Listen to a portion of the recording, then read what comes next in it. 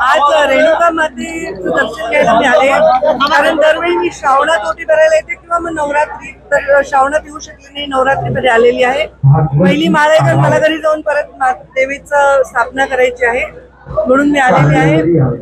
रेणुका माता माझी कुलदेवता आहे, माझ्या मुलालाही दर्शनाला घेऊन आले आज।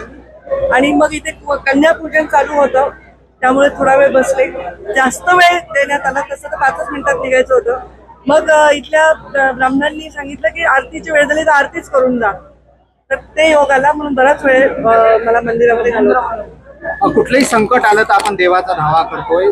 सध्या महाराष्ट्रावर थोडंसं संकट जाणवतंय का? कारण आरक्षणाच्या विषयावरून काही जमातींमध्ये जातींमध्ये तेढ निर्माण झालेला आहे, काय तुमचं? हे मानव निर्मित संकट आहे, त्यामुळे देवाचा धावा मी याच्यासाठी करेन की अतिवृष्टीमुळे अनेक शेतकऱ्यांचं नुकसान झालेलं आहे, अनेक ठिकाणी पूल तुटलेला आहे, गावाचा संपर्क तुटला आहे, त्या लोकांना धीर द्यावा आणि त्यांना मदत करण्याची सरकारमध्ये इच्छा तर आहे, ती शक्ती पण द्यावी, हे महत्वाचं आहे। बाकी तर आपण माणसाशी भांडत राहणार, त्याला देवाला काय त्रास द्यायचा आहे?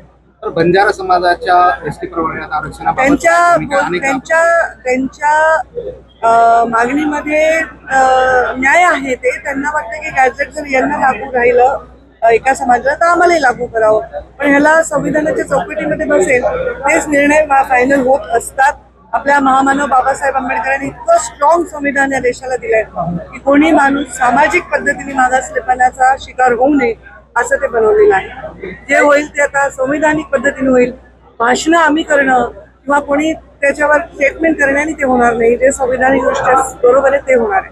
पण त्यांचं म्हणणं रास्त आहे, बंजारा समाजाचं म्हणणं रास्त आहे। मला संधी द्या अशी मागणी धनंजय मुंडे यांनी केली, तर सुनील तटकरे असं की योग्य वेळी संधी देऊ, मग ते दोघं एकमेकांना बोलल्यावर मी काय बोलू त्याच्यावर?